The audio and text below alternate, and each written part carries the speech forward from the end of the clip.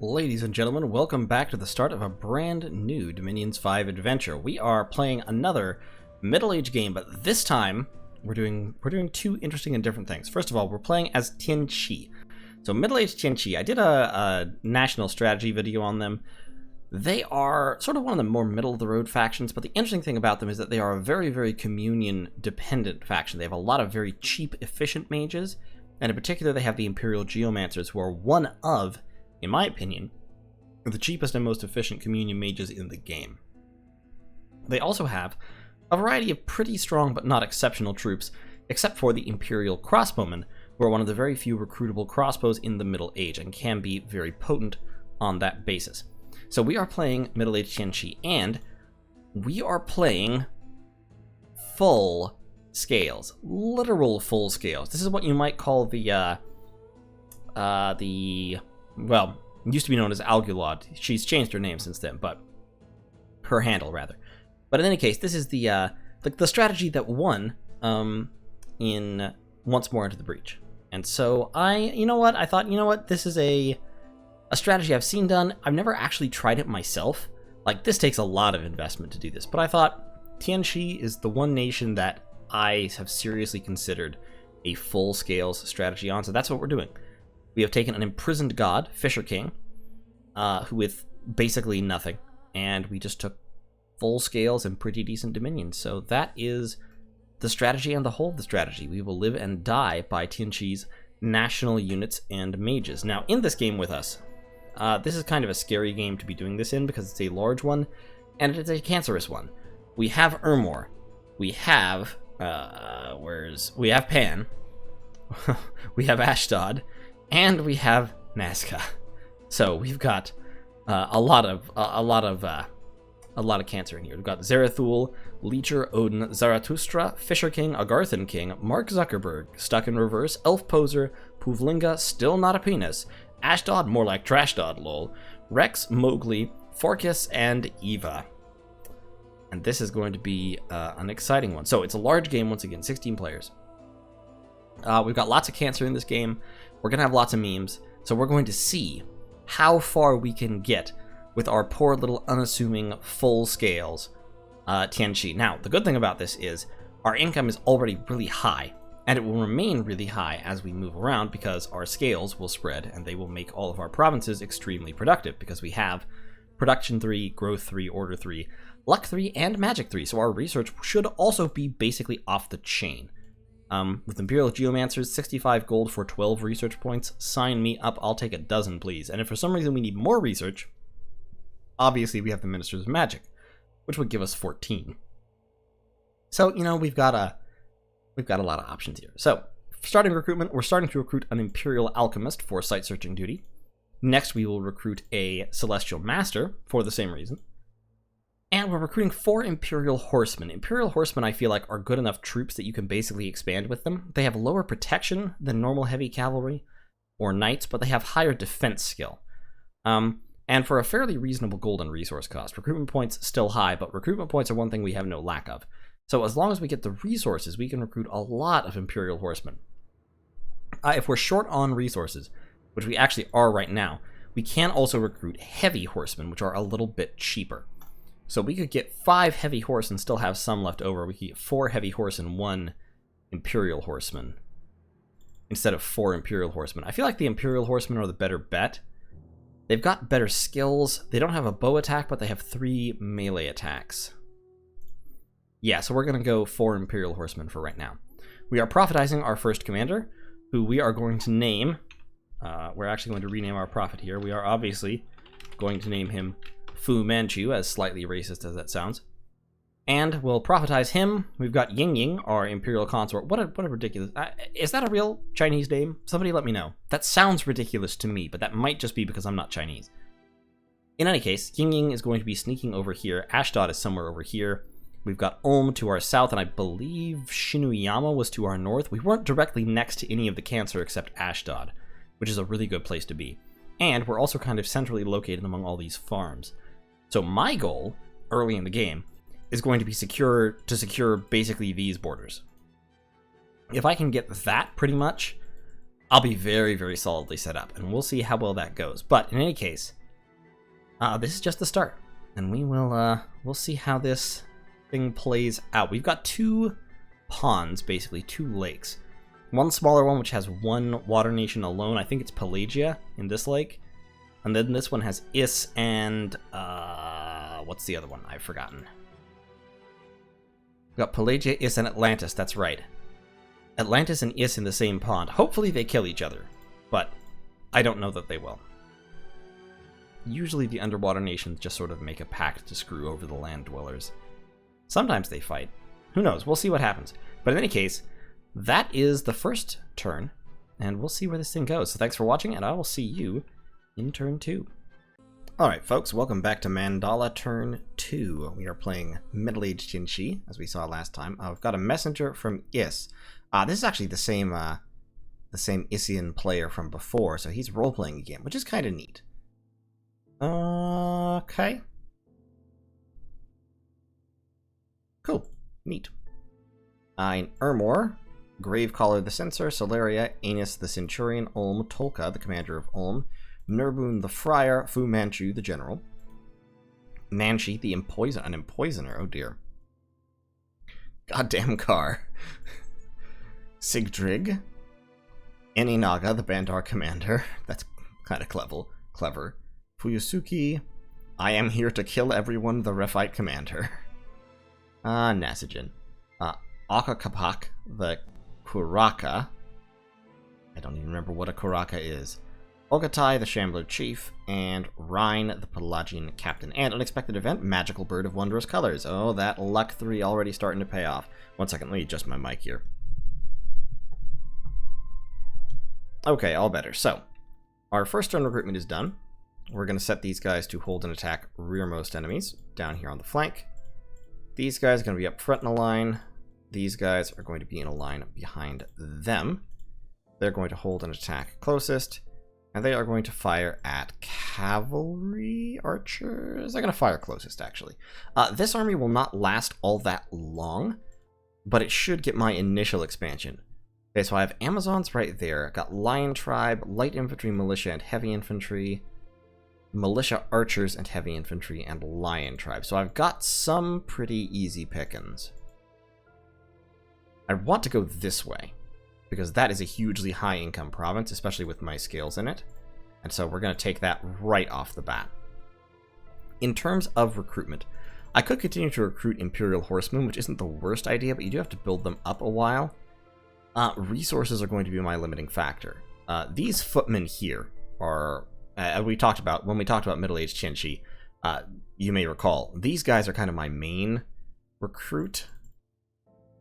I could get 5 heavy horsemen. These guys still have lances, but they're just not survivable. So, I mean, I could spam out a whole bunch of regular horsemen, but without... You really need the prot and defense skill of at least the heavy horsemen in order to function.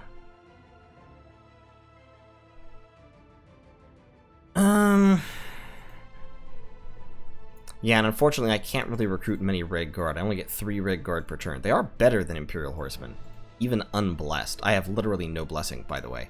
So I probably may as well recruit Red Guards, actually. 3 Red Guard I think will outperform 4 Imperial Horsemen, because they have significantly higher stats. They're 2 points higher in pretty much everything. And they also have Strength of the Spring. Okay, we're going to go with that.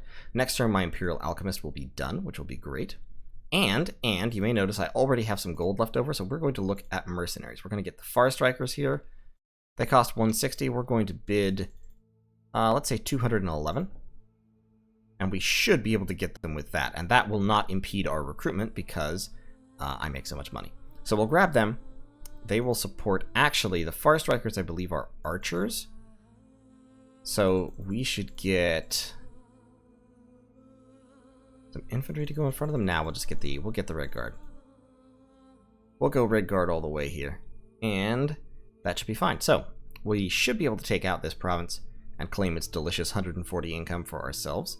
That puts us in striking distance of these farms. And that farm down there, these two should come pretty quickly. If I can get all 5 of those, I'll be in a really good place. I mean, ideally, I would get down here and get these 3 as well.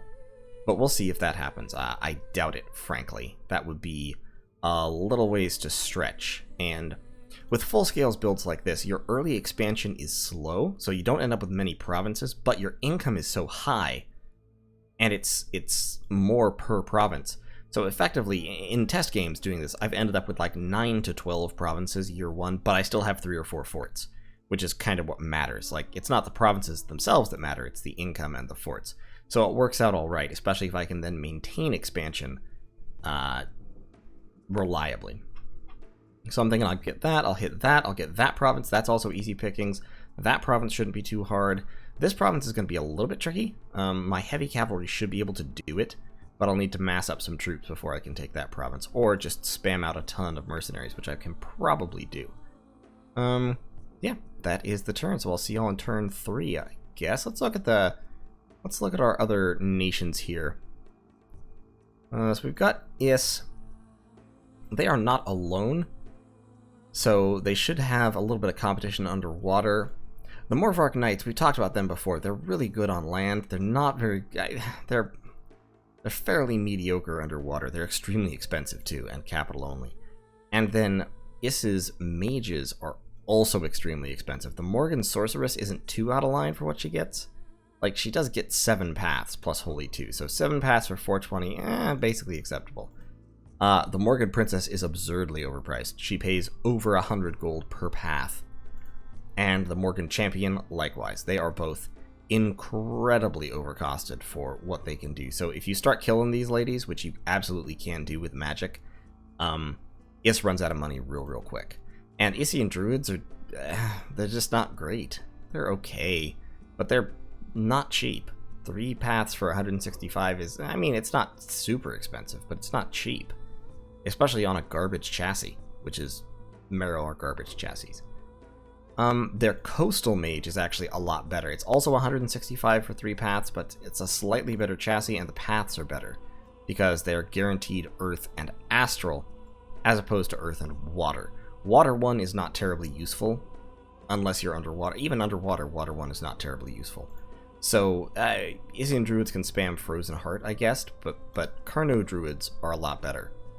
They're actually a decent mage. They're sort of like, they're like Imperial Geomancers, but sacred, and they cost 100 gold more. So that's more a testament to the usefulness of Imperial Geomancers than a praise for the Kurnow Druid. And they have Kurnow Warriors and Kurnow Noble Warriors, which are basically just straight up Marverni, but without tattoos. So Marverni only worse. Also, Kurnow Cavalry do not have hooves. The horses have no feet. They roller skate into battle or something. So the Kurnow Cavalry is still a force to be reckoned with. No, it isn't. It's legitimately not. Like, compare these guys to my cavalry, okay? 25 gold, 24 resources, 36 recruitment points. 15, 15, 11, 1 attack. My cavalry. 35, so more expensive in gold. Resources almost the same. More recruitment points. So, okay, Imperial Horsemen, better. 15, 15, 11, 3 attacks. Imperial Horsemen are much better than Kurnow Cavalry. Even look at the Heavy Horsemen. The Heavy Horsemen are cheaper. They have 2 fewer defense and 1 fewer attack, so that's fine. But they have the lance attack, and then they also have a hoof attack in melee. And the light lance can be used again. So they have 2 attacks in melee. They have double the attack density of Kurnow Cavalry. And they have a bow. It's a pretty decent bow. So, like, looking at Kurnow Cavalry are just kind of sad. They're just not great. Especially for the price. I don't know. I think these guys are pretty bad. And many of Issa's units kind of fall into that category where it's like they just cost so much for what they do. Isian men-at-arms aren't terrible. Isian infantry are bad. Protection 14 for 19 resources. Oof. And attack skill 9. That is rough. Isian spearmen are garbage, but they're at least cheap garbage. They cost 12 gold, which is a little bit of a problem. But generally, Is just like... We'll see. We'll see how things go. If they can get a big pile of Morvark Knights on land, then those ladies are scary, but, I mean, I'm not too worried about them, because if it gets to that point, I will have Imperial Geomancer communions, and I will drop rocks forever. And dropping rocks on Morvark Knights kills them just as surely as it kills anything else.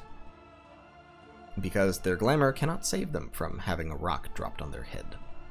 So, that's the turn here. In terms of who I know is around me, I've got Ulm straight to the south. I don't know where Is is exactly. I think Is is in this pond, so well away from me. This pond, I think, is Pelagia, I believe is what was said. But I've got Ulm, I've got Ashdod over here.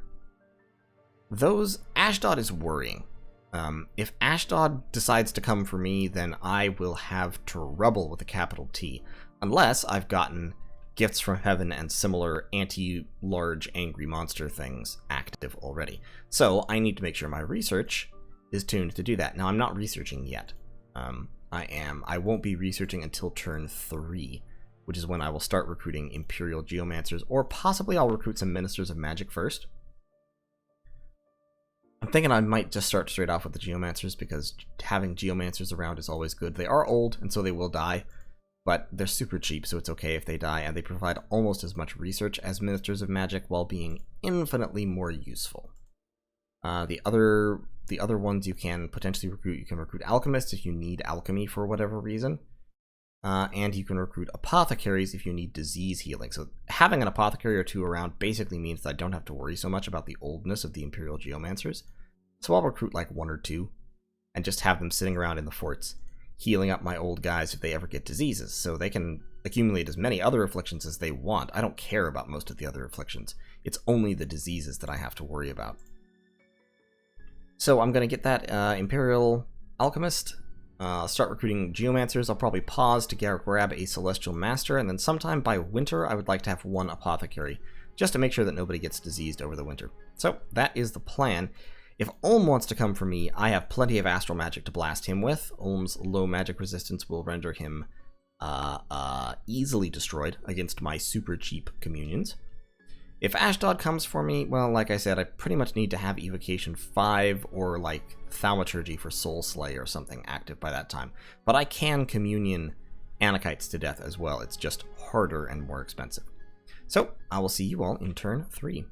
Alright folks, lightning quick video here for turn 3. I've just realized that I didn't get this done. And it is early morning, and the turn's gonna roll over before I get back from work. Ooh.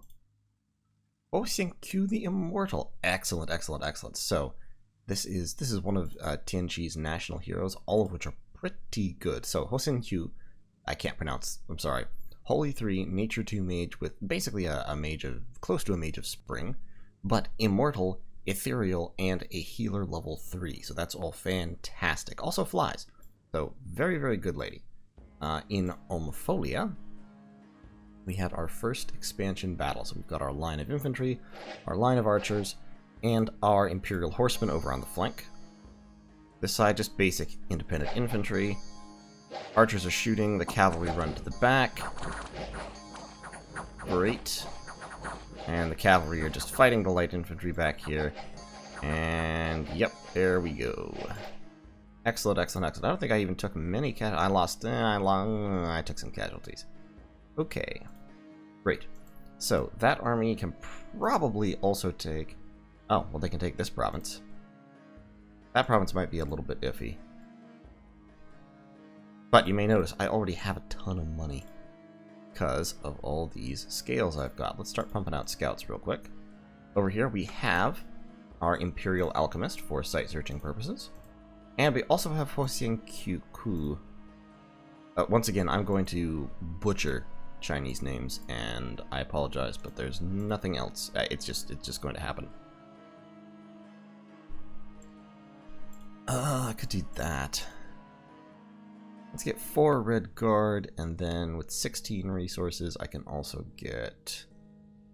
can't get an Imperial Footman. I can also get 1 Ministry Footman. And... oh no, actually he's going to cost 4 resources, so I can't. So then I will begin recruiting Imperial Geomancers. And as I said before, I know they'll get old, but I'll have I'll have an apothecary or two sitting around so in order to stop them from getting diseased. And let's get a footman with a shield. And so in 2 more turns, I think I should be able to move out with some red guard. Let's actually get a commander this turn, and then we'll get a scout next turn. They've got the light infantry with the javelins, which are not bad units. And we've also got indie heavy infantry here. Let's get a couple of the light infantry with the javelins. Ooh, actually, that is a fairly lightly defended province right there. I'm gonna try it. I'm gonna go down that way. Okay, so New Yu is going to move over here to site search. Our Immortal here is going to actually just sit and research, and for our research, we want to have research. So let's look at, this is my first turn actually looking at the research. So we already have Thaumaturgy 1, great. So we already have Communion Master and Communion Slave, and we have Far Strike. So we can actually, we can actually just punch people to death with Imperial Geomancers if we really want to. Thaumaturgy level 2 for Mind Burn would be good. And then our research goals as Tianqi. We are going to want Conjuration level 6 at some point for Celestial Soldiers, which are a pretty good summon, and Huli Jing. Alteration isn't super important for us, but we can go up to Maws of the Earth for our Geomancers. That's a good spell. And Shatter can also be useful. These other spells are less useful. The big one, the big mid-game breakpoint for us, in my opinion, is Evocation 5 for Gifts from Heaven. We can easily set up a communion that can spam Gifts from Heaven mightily, and that would cause some pretty impressive destruction. So Gifts from Heaven, we all want Conjuration 3, we want Evocation 5, we want Thaumaturgy 2, and we want Enchantment 4, because Flaming Arrows is really good for our archers. Now, Flaming Arrows is a little bit tricky for middle-aged Tianqi to cast, because Celestial Masters don't have any fire magic anymore. Only these paths here and 1 earth. So, the only mage that has fire is the Imperial Alchemist. So you basically have to get a fire random Imperial Alchemist in order to cast Flaming Arrows effectively. But if you can do that, then having these powerful composite bow and crossbow archers makes it very effective. This guy randomed air, which is fine. I like that. But we'll recruit a couple more Imperial Alchemists, and if we get a fire random, we'll use him. But in general, I'm not super worried about Flaming Arrows, honestly. So let's get... Let me think. I don't want to start going up Evocation just yet. I think I want Thaumaturgy level 2 for the Mind Burn spam. And then we'll go Conjuration level 3 for Earth Power. Yeah, and Power of the Spheres.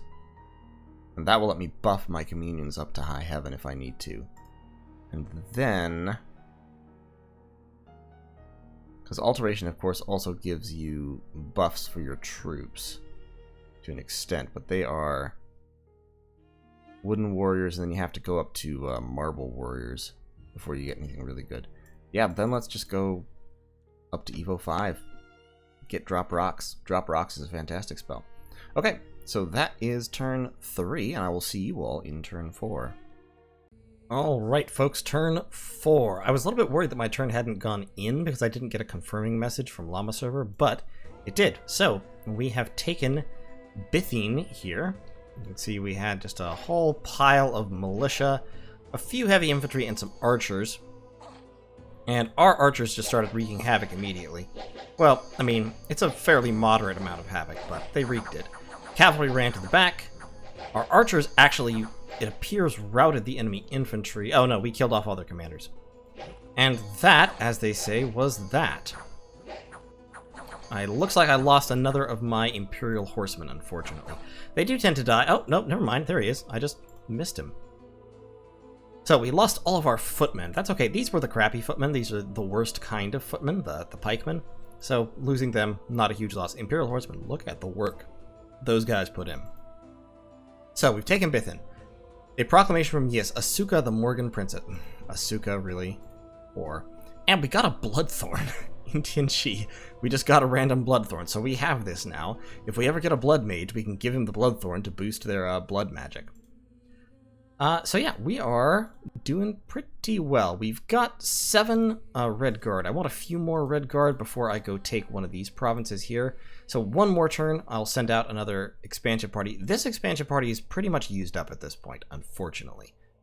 I could recruit some militia to keep it going, but not exactly worth it. We're going to search for magic sites there. Now, this province has higher income than this province, so we're actually going to start building the fort over here, I think. And that will let it be spaced a little bit more effectively from Tianqi. Now, I think I may be able to take this province. It's a lion tribe. I'm going to try it. We're just gonna take a shot at it. Like I said, this expansion party is more or less used up already. So if I lose, I lose. It won't be the end of the world. Archers are pretty garbage in melee, but the Imperial Horsemen will definitely be able to put in some work against Lion Tribe. So we're going to see what we can do.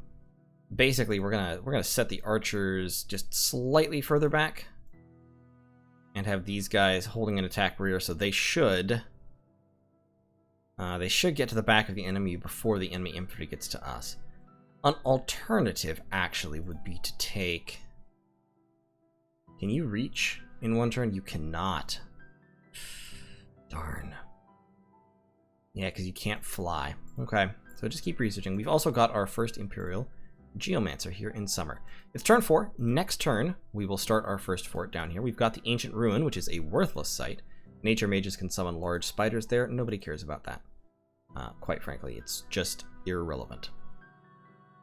So we've got all of our Red Guard. What we may want... We may want to recruit a pile of infantry to stand in front of them.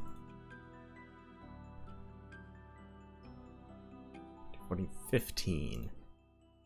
Yeah, because I'm thinking that 7 Red Guard and 16 infantry are probably a better army than just a bunch of Red Guard. So we'll move Rhetoric back there. We're recruiting a dude over here. We have also encountered Bandar Log. So he's got Atavi infantry and Tiger Riders. We are going to kick the province defense here all the way up to 16 right away, just in case. We get a eunuch as the province defense commander, which is pretty useless. Eunuchs are incredibly worthless commanders. They're useful for their special abilities. But I'll say hi. We'll see about establishing a border. And hopefully he won't try to push. Because if he does, that'll be highly irritating. We would have to push back, and depending on how much of a bless he's taken, that might be problematic. But we'll see what we can see. I think we can. I think at this point no one's really interested in fighting a war. So we'll just establish ourselves and say hi and agree on a border, and it'll all be good. Now, I do want to... If at all possible, I want to lay claim to these. We'll see, because I've already got this. I'll be getting this pretty soon. I've definitely got this, and I probably have this as well. So that's a good grip of farmland. If somebody started right down here, I kind of pity them because they don't have any of the farms real easily available, or right here. In any case, so that's the turn. Research-wise, we are proceeding apace. We'll hit Thaumaturgy level 2 in about 3 or 4 turns. The 12 research points per turn from Imperial Geomancers, very, very good. Excellent, excellent, excellent. So, New Yu, I'm so tempted to rename him No Yu, but we'll see here. I think, like I said, I think Fu Manchu should be able to take out this province. And then, next turn we'll have an expansion party to attack this province. And it should be good. Should be very good indeed. So, I'll see you all in turn 5. Alright, Mandala turn 5. Everything is still going great. Battle in Frosted Peaks, we can look at here. Actually, my casualties were lower than I was expecting. So, you see the archers start firing. Tianqi's archers are very, very good.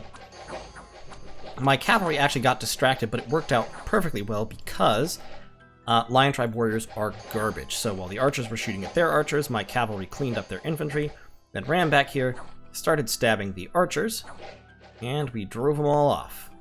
One of my horsemen, unfortunately, did bleed to death, so I lost one more Imperial horseman. I'm down to 2.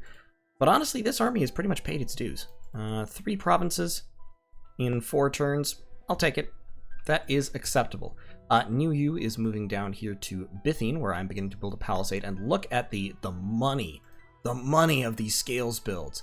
Now, I, of course, have gotten lucky at that. I need that province. I need that province yesterday. Don't have the forces to take it right now, though. It's a heavy cavalry province with a bunch of light cavalry as well in it. So, this little army with the Red Guards and 16 infantry are moving down here. You can see how I've got them set up. These guys are just going to attack, and then the Red Guards, with double their combat speed, more than double their combat speed actually, are set on attack rear. So these 7 will race around behind and stab people to death. They should clean up that province very easily, then take that province, and then we'll see if they can also take that province and this province. In the meantime, I'm recruiting more Red Guard and infantry. So in another 2 to 3 turns, I'll have another army like that. This army is actually going to wait 1 turn, and what I'm going to do is I'm going to try to hire away the Far Strikers, because I have the money to do it. So we're actually going to bid 311 on the Far Strikers, which is a lot of money. He will have to offer 156, which is almost the full price. He only has to pay 80 to get these guys back, because he has them right now. So unless he pays that much, we'll get them. And then that archer backup should reinforce this army to the point that it can take another province. I don't really want the Lion Tribe warriors just because they're bad. Like, it's just not worth having them. But we're gonna get those Far Strikers and then see if we can't take this province with this army. It might fail. It's a little bit marginal since I only have 2 of my heavy cavalry back. Heavy cavalry left, rather. However, they're not injured, so they might be able to do the business. And that will be the plan. So hopefully next turn we'll be able to take 2 provinces. And we'll see how it goes. We could also hire Obscuro the Hidden Master, because I have the money for it still. He could search for air sites, but I've already got New Yu searching for air sites, so that's fine, to be honest. So we're just going to keep recruiting Imperial Geomancers. We could recruit a Celestial Master. Nah, we'll stick with the Imperial Geomancers. They're doing fine. It's late summer, so we don't need to worry about hiring an apothecary yet. And Hosin Q. I can't, once again, my apologies, I can't pronounce Chinese names. I don't know how to do it. My mother does. I should ask her. But, yeah, I should call Mom up on the phone and say, hey, how do I pronounce these transliterated names just for fun? But we'll see how that goes. So Fu Manchu is actually going to search for magic sites for right now, because see if there's any holy sites in here, just out of happenstance. Not going to recruit anything because it's not worth recruiting anything, but we should be good to go. And then I'll gather up some troops while these armies are... I may actually end up combining these armies, I guess. Yeah, just bounce this army down here and give those troops to Fu Manchu to back up his troops and keep rolling in some direction or other. That probably would be a good province to take as well. And of course I want this one. But that province is going to take pretty significant forces because they do have effective cavalry and pretty decent quality infantry. So we'll see how it goes in turn 6. Ashdod is making noises in chat about attacking me, but he and I are actually... Excuse me. But he and I are actually sort of on each other's team here. We've sort of secretly ganged up. It's Nasagen. Nasagen and I like each other, so we tend to do that. We'll see. I may end up killing him, but I also still need to contact Bandar Log. I haven't done that yet. My diplomacy has been slipping. I'll tell you what, I've been busy. So, we'll see how all that goes in the next video. See you then. Turn 6. Woo!